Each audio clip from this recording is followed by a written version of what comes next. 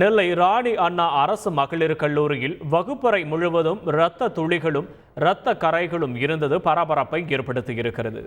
4500 மாணவிகள் பயின்று வரும் இந்த கல்லூரியில் இளங்கலை வணிகவியல் பிரிவு 2ஆம் ஆண்டு வகுப்பறை முழுவதும் இரத்த கரைகள் இருந்திருக்கின்றன. தகவலின் அடிப்படையில் வகுப்பறை விரைந்த போலீசார் வகுப்பறையில் இருந்த இரத்த மாதிரிகளை கைப்பற்றி தடய அறிவியல் சோதனைக்கு அனுப்பியிருக்கின்றனர்.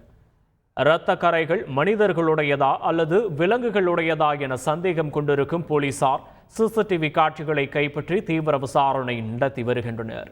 ஊராட்சி செயலாளர்களை ஓய்வூதிய திட்டத்தில் இணைக்க கோரி தமிழகத்தின் பல்வேறு இடங்களிலும் தமிழ்நாடு ஊராட்சி செயலாளர்கள் சங்கம் சார்பில் ஆர்ப்பாட்டம் நடைபெற்றது. திருவண்ணாமலை மாவட்ட ஆட்சியர் அலுவலக நுழைவாயில் முன்பு தமிழ்நாடு ஊராட்சி செயலாளர்கள் சங்கம் சார்பில் கோரிக்கையை வலியுறுத்தி கவன ஈர்ப்பு ஆர்ப்பாட்டம் நடைபெற்றது. 860 ஊராட்சிகளிலிருந்து ஊராட்சி செயலாளர்கள் பங்கேற்று கோஷங்கள் எழுப்பினர். கரூரில் மழையையும் பொருட்படுத்தாமல் மாவட்ட ஆட்சியர் அலுவலகம் முன்பு நடைபெற்ற ஆர்ப்பாட்டத்தில் ஏராளமானோர் பங்கேற்றனர். ஓய்வூதிய திட்டத்தில் ஊராட்சி செயலாளர்களை புறக்கணிப்பதாக குற்றம் சாட்டினர்.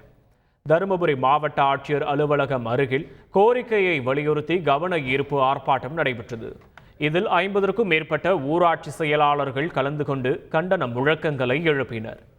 ஊராட்சி செயலாளர்களை தமிழக அரசின் ஓய்வூதிய திட்டத்தில் இணைக்க கோரி மயிலாடுதுறை மாவட்டத்தில் ஊராட்சி செயலாளர்கள் ஒருநாள் தற்செயல் விடுப்பு எடுத்து ஆட்சியர் அலுவலகம் முன்பு கவன ஈர்ப்பு ஆர்ப்பாட்டத்தில் ஈடுபட்டனர். செய்திகளை உடனுக்குடன் தெரிந்து கொள்ள உடனே சப்ஸ்கிரைப் பண்ணுங்க.